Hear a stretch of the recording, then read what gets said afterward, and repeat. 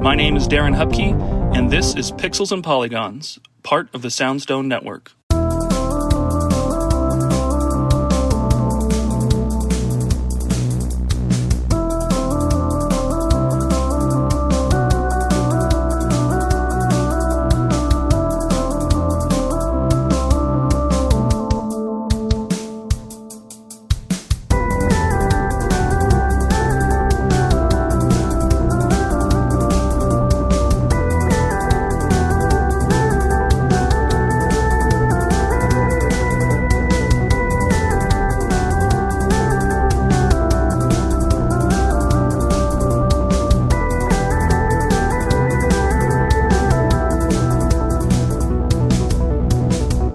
Hey, welcome to another episode of Pixels and Polygons.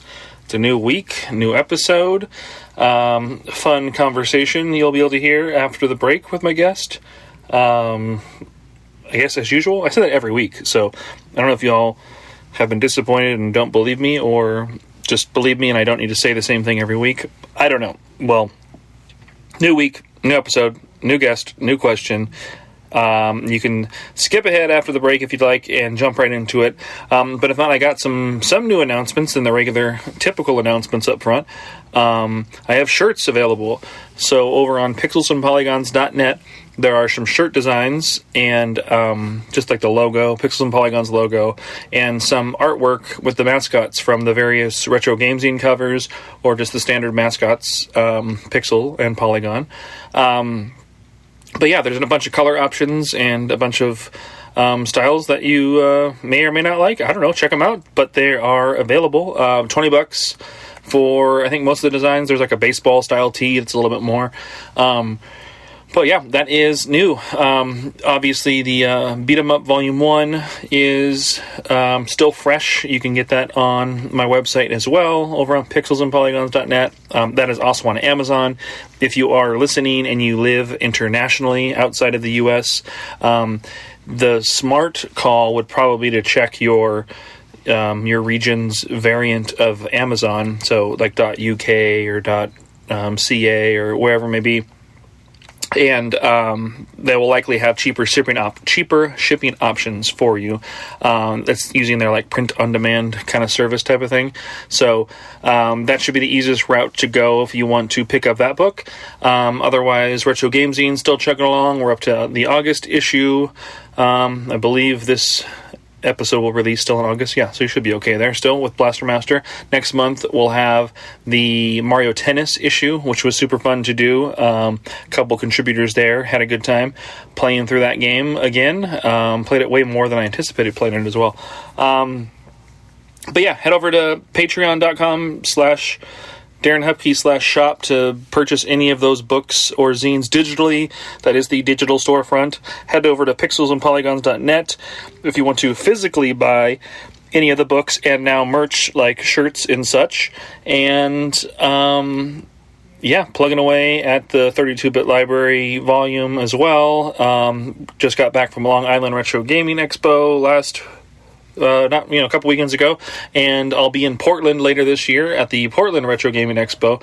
And yeah, other than that, that's all the typical business stuff. So all that for you. After the break, join us back here and listen to the episode, and we will catch you all in 7 days. Bye.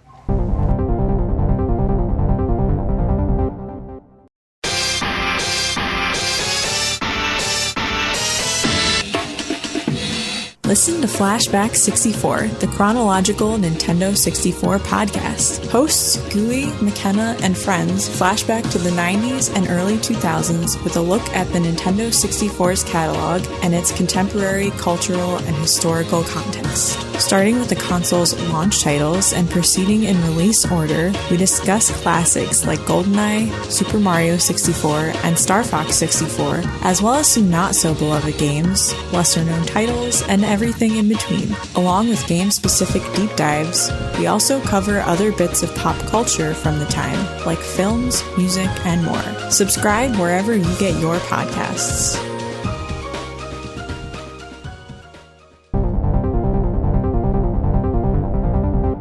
Welcome to Pixels and Polygons, a conversational podcast about video games. I am Darren Hupke. I don't think I need to say my name, actually. I say that at the start of the show. That's okay.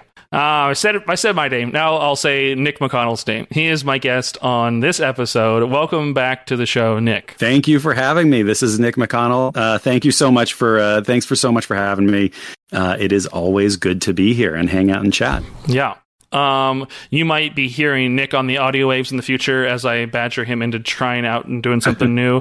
But maybe not, who knows? But if you want to hear Nic's voice in a, regular manner and all that stuff, send him a message on Blue Sky and tell him like, hey, we want to hear you on a podcast. That's your own. So we can make this happen. Nic, what is, this will come out in the year of 2025. So we'll keep it 2025 related. Okay. What is a game coming out between now and like the end of the year that you're looking forward to? Is there? I mean, there might be a few. There might be none that you're kind of like, But what's one that maybe you're considering? There's so many. And I'll keep it, man, off the top of my head. There's so many. There's actually one that just came out.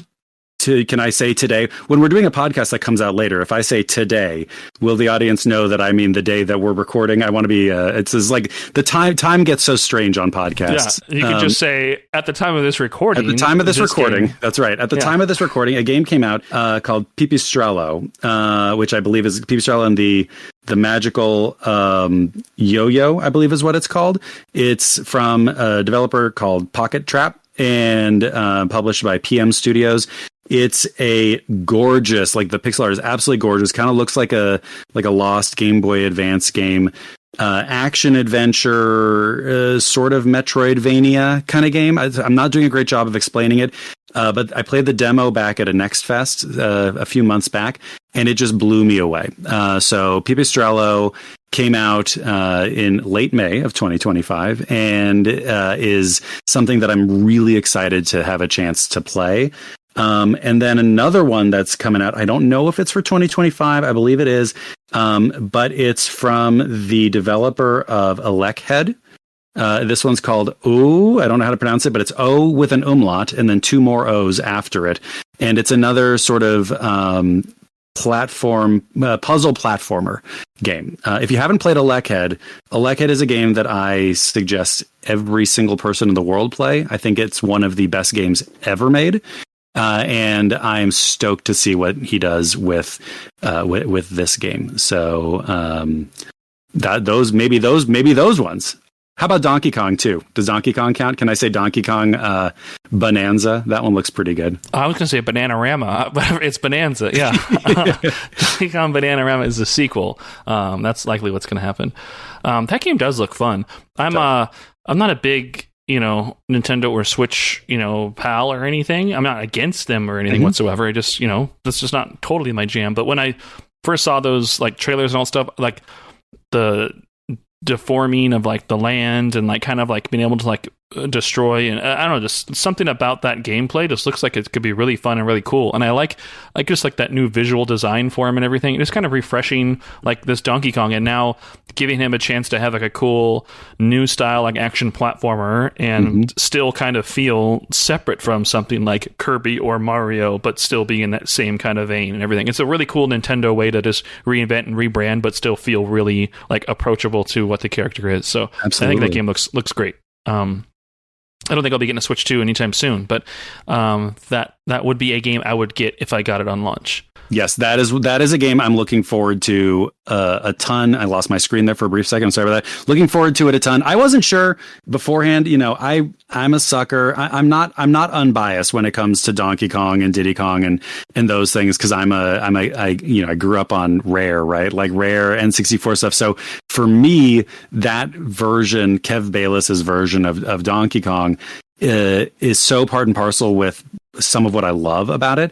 And so I wasn't quite sure. I'm not going to be crazy about, like, if Nintendo wants to make a change to the character, it's not going to change who I am as a person, right? Like, that's not my entire personality. But I wasn't really sure. And I really like it. It's really expressive. And it maintains a lot of, I don't know, what I like about Donkey Kong, but it looks really physical. I want to say it's the same team that did Mario Odyssey. So if that's the case, it's going to be it's just going to feel really good. And I think that's the thing I'm really excited to see is like, what will that team do with a character like Donkey Kong, kind of a heavier, more bruising character. So yeah, I'm excited. I'm not excited for how much money I'm going to be spending this year on video games, but once the money's gone and I'm enjoying the game, I'll be happy. There you go. All right. Well, let's jump into some this or that's. This and or that's. No, actually, just or. You can't and it. This and that. This and that. Just pick both. I'm going to give you two things and pick both. Say but yes to both. Let's go with digital or physical. Oh man, physical. So you've never downloaded a game and you prefer to drive to stores and wait in lines and make sure you're within store hours. And when I went to Japan on vacation a few months ago, I think one of my lasting takeaways was I wish I could just always go to stores for stuff. I just want to grab the thing from the shelf. Never make me look at the internet again. It's done so much harm. NBA Jam or Arch Rivals? NBA Jam. Yeah, I'm going to get rid of this question. Does everybody choose NBA Jam? Yeah, but it's the right choice. I mean, no one's going to really pick Arch Rivals over NBA Jam. I don't know. I was thinking maybe it would just lead to more like, oh yeah, those games are deleting. Arch Rivals is a great game. Don't get me wrong. Arch Rivals is a great game, but NBA Jam looms so large. Oh yeah. I love me some Jam. Handheld or TV? Handheld. Okay, then Game Boy Advance or 3DS? 3DS. 3DS. Okay. Oh, yeah. Mario Tennis or Mario Golf? Tennis. Anyone? Oh, yeah. Let's do Nintendo Power or Game Pro? Oh boy. I'm gonna go with Game Pro. Game Pro. Scary Larry and the Game Pro crew. Scary Larry, Dan Electro, you got the crew. Absolutely. Yeah. Bruised Lee. That was yes. one. Yes. Medieval or sci-fi? So sci-fi. Okay. No question. Get medieval out of here entirely. That's not an either or. That's like we will get rid of medieval and salt the earth, and I will stick with sci-fi. So have you played a lot of like Total War games and stuff on PC? No. Can I make an admission on this podcast right here? I've almost never played a PC game like on the computer. I am so console exclusive. The closest thing is that I play a bunch of games on my Steam Deck, but like I'm using that as a console. So no, none of that. Unfortunately, my knowledge has a real sharp drop off once we start getting into things like Total War or anything like that. Yeah, I mean, I was not a fan. I haven't actually played any of them myself. I'm also a sci-fi over medieval person. Yeah. But console through and through, like even to this day, but not because I don't think I had some interest. Like, as a kid, I always wished I had like a nice PC to play some of these things, but I was just kind of poor. And so it wasn't really happening. I had friends and family who did. So I did get to dabble in some like big PC games.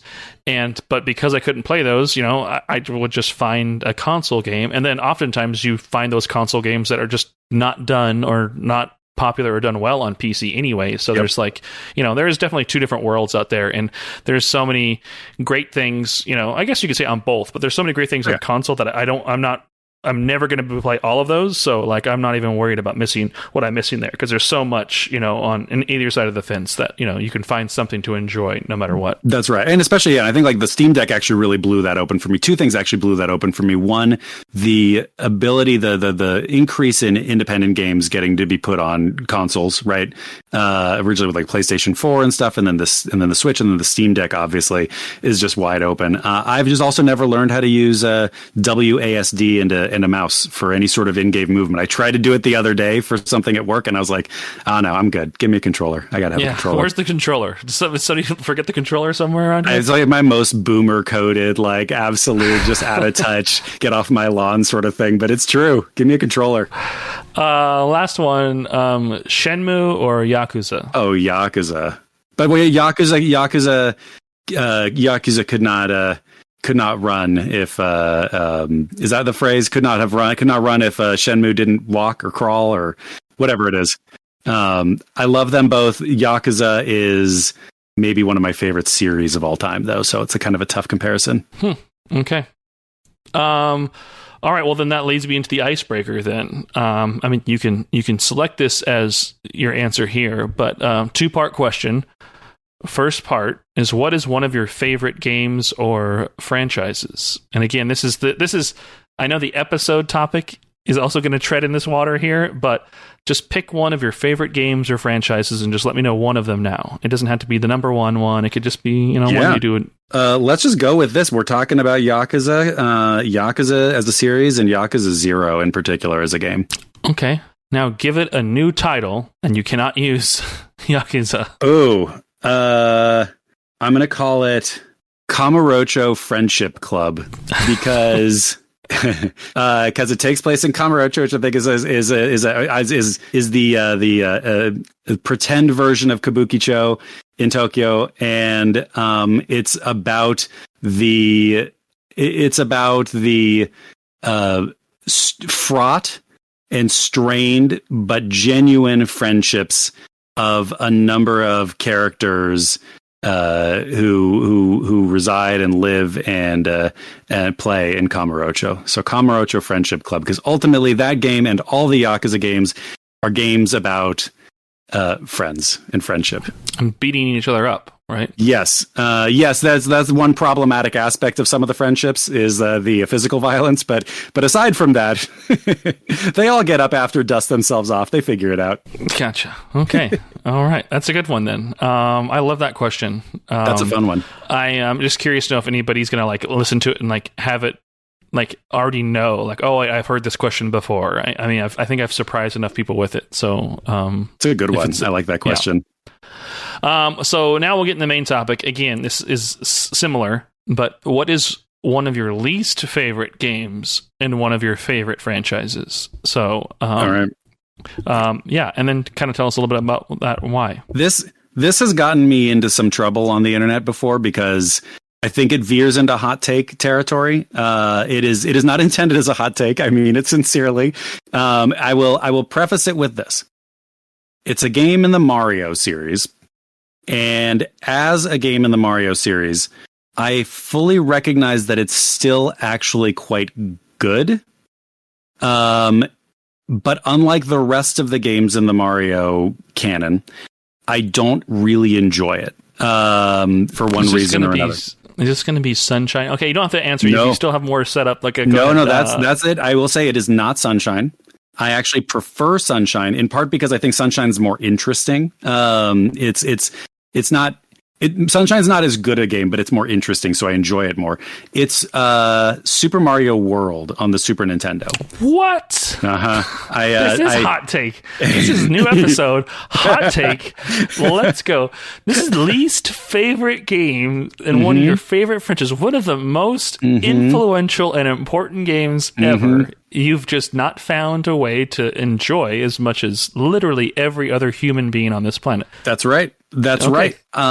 So I think about why this is the case. The other one that I was going to say with this was Bowser's Fury. If we're looking for a 3D one, I have other reasons for just pretty much not enjoying Bowser's Fury. But Mario World to me is interesting because I've never quite been able to grapple with why I don't enjoy it all that much. I think there's a few things about it. And again, first, I think it's important to note that it is it's masterfully made for what it is. I don't have any, it's not like, oh, it doesn't work or the level design is bad or any of those sorts of things. There's just something about the game, the experience of playing it that leaves me very cold and detached from it. It's not as, I guess I don't feel like the movement is as satisfying to master as Mario's 1 and 3. The challenge is a little bit less, I find, in some ways than those games as well. I really like the momentum aspect of Mario 1. Like I think my favorite 2D Mario from a control standpoint is probably the original Mario.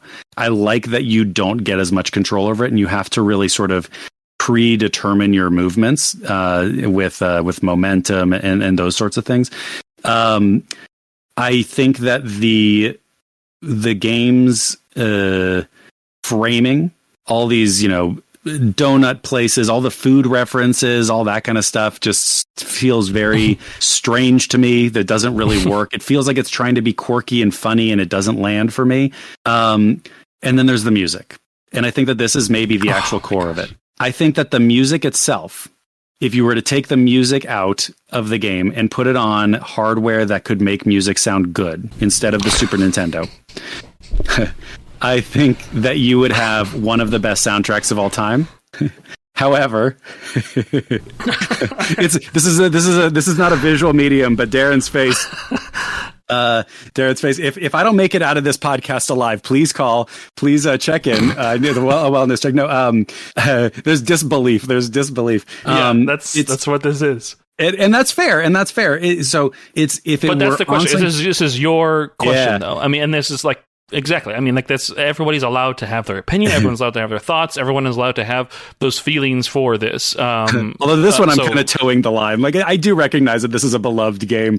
The sound, it just feels like every time I listen to the music on this game, from this game, I feel like I have a head cold.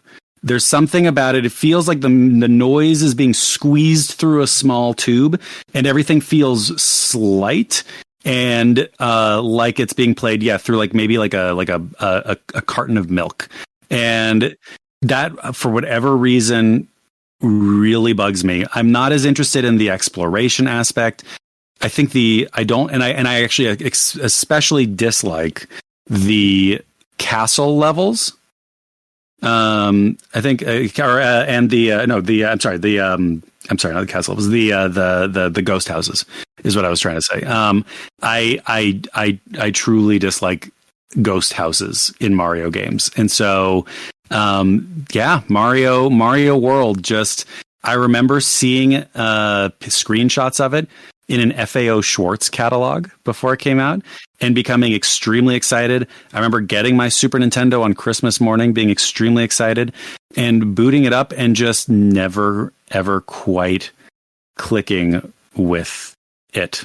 So, that's the game. That's the one. All the other ones I feel like are either more technically and mechanically interesting, or they're quirky and weird enough that I'm interested in what they're going for. But yeah, that's probably my least favorite in a series that I otherwise would die for. I mean, Mario's my favorite series, right? Like that's very basic for me to say maybe, but Super Mario is the game that got me into video games. And I will always drop everything to play the newest one. And that's the one where I always go back and I'm like, yeah, it's just not for me. Okay. Now, I just need this to be defined specifically. This is your least favorite game in the Mario franchise, but on its own, like compared to like Boogerman or Bubsy 3D or great. Like you would much rather play Mario World over those games. Okay. So I think there's two questions there.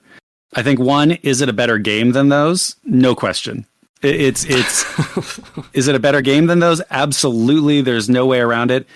I think I'd be more interested in digging into, so to speak, Boogerman.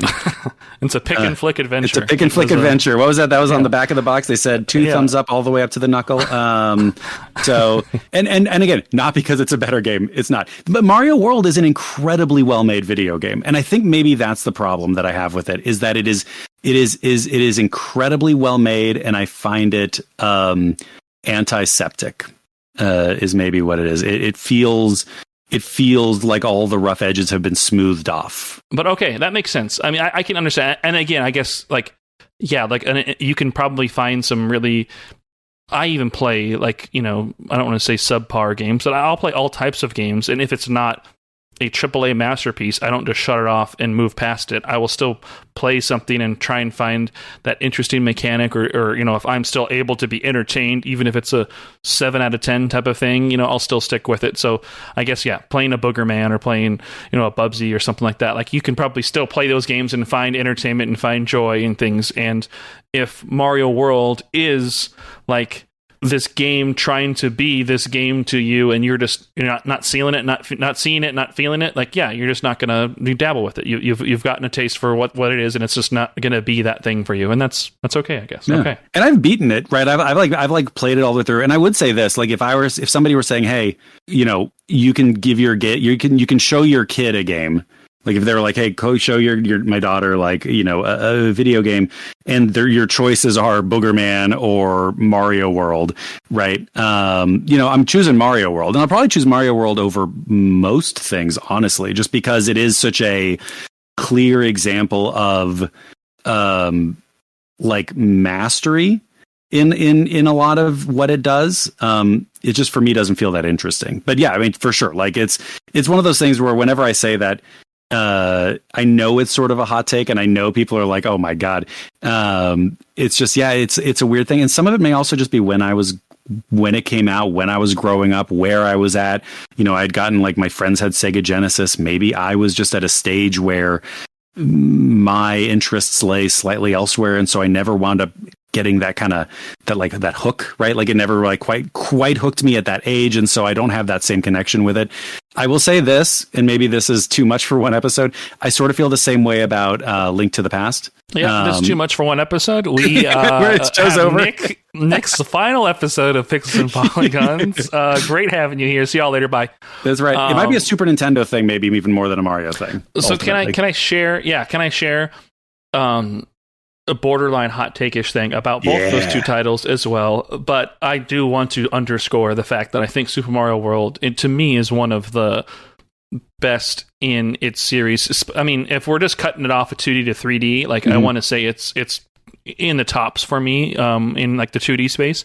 But much like your previous episode you were on, however many weeks ago it was at the point of posting this, the iteration of games and like not patching things, we had that conversation, but to me, Nintendo has always reinvented themselves with every version of their mainline games. They found like they weren't answering and responding to the public's opinion or the public's response to the previous game to influence the design of the next. They were like, you know what, this is what we want to do, and we're just going to make sure we make this great so that the fans enjoy it for what it is, not because what they expect it to be, and that's what we're following that thread.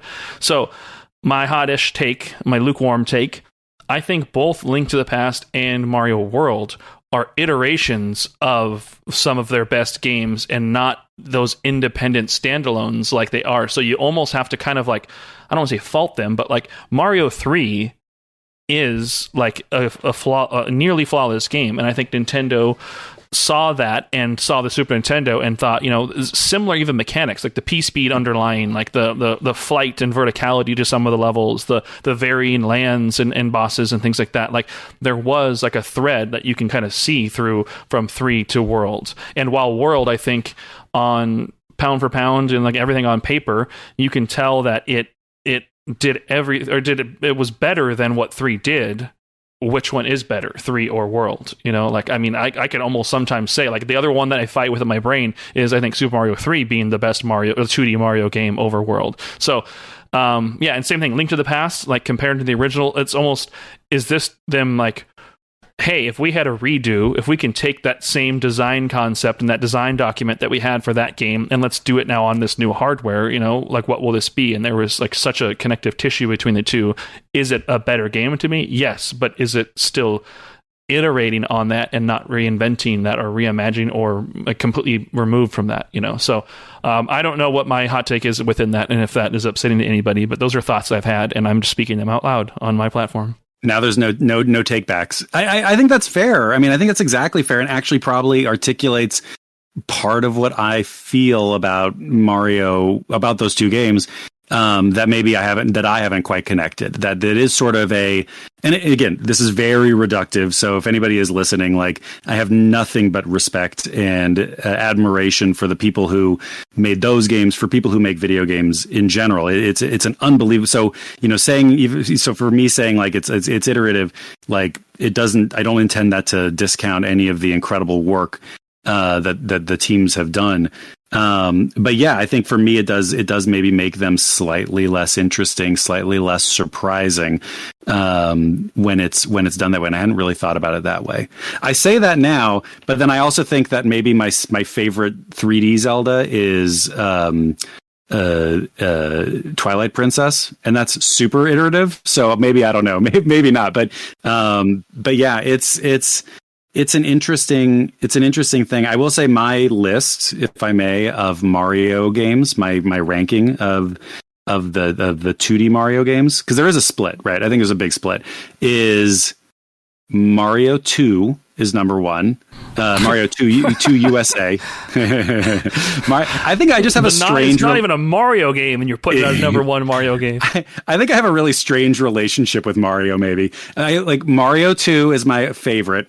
Then probably Mario 1, then Mario 3, then maybe Mario, then like the first new Super Mario Brothers on the DS, which I love. I feel like the new Mario games, the new Super Mario quote unquote, get like a little bit of a bad rap because they became really iterative, but like there's some good stuff in there, and especially that first one is super good. Then that one, then then Wonder and all the other new Super Marios, and then Mario World, kind of down there at the bottom, I guess. I actually can't say that for sure because I haven't played some of the new Super Mario sequels, so there's a little bit of a blind spot there. I'm in a similar boat. My list, if you want to just invert your list, that's my list for basically Mario. Okay. That's kind of it. But that's cool. That's an interesting thought and interesting exercise, interesting discussion for sure. You helped me understand your train of thought there. It wasn't, as much as I was reacting in a way that it felt hot take-y. You clearly articulated what and why, and I have a complete understanding and even align with what it is that you shared and said. So, that's the reason why we ask the questions and the reason why we have the conversation. So, And this is why video games are so fun, right? Like, this is why video games are so cool, is you can come away from one with a completely different experience from someone else, even on something that's, largely universally beloved. Like there's so many different aspects to it too, right? Like the actual gameplay, there's some of those, but there's also just the time and place, right? Like, where was I during this time and place? Does that impact how I view the game? Does the game, hit me in a different way because, of who I was at the time and my experiences at the time. And, I will say too, maybe this is too much. That game also came at a time of big change. I changed schools, right around the time that the Super Nintendo was coming out. And so maybe there's some of that in there too, like those, like the anxiety of becoming a, third grader at a new school is, who knows? So, so I love it. So I will say this, I'm grateful for the opportunity to come in here and share, I guess, another atrocious take. Hashtag not my Mario. There we go. Well, thanks a lot, Nick. Catch Instruction Derby on Twitch every Wednesday at noon Pacific. Links will be in the show notes below. Follow him on Blue Sky as well. I'll also have the handle there below. But super fun. Always happy to have you on here. We'll definitely need to come back together soon. This will not be your last episode. Yeah, you're welcome anytime. Anything else you want to say before we wrap the episode for this week? Nah, I love the show. I'm so grateful to be here, and I'll see you around. I don't have anything else to pitch, but man, this is a lot of fun. Thanks for this. All right. Well, thank you, Nick. Have a good rest of your day. You too. Hello, we are Kirby Conversations, a podcast on Kirby, along with other adjacent subjects like Smash Brothers, HAL Laboratory, and other related Nintendo games. In each episode, we take an in-depth, well-researched look at a Kirby topic, drawing on our decades of experience playing Kirby games, creating Kirby-related content, and working in and around the video game industry. I'm Sean Douglas. I'm a theater and video game journalist. And my name's Bridget. I'm an online Kirby commentator and collector. Our team also includes photographer and Nintendo ambassador Kai Captain Dangerous Parker and Gigi, the editor-in-chief of Wick Kirby. Join us for deep dives into Kirby's history, interviews with industry professionals, and even inside looks at Nintendo, as together we explore all things Kirby and HAL Laboratory. You can find Kirby Conversations on Apple, Spotify, or wherever you listen to podcasts.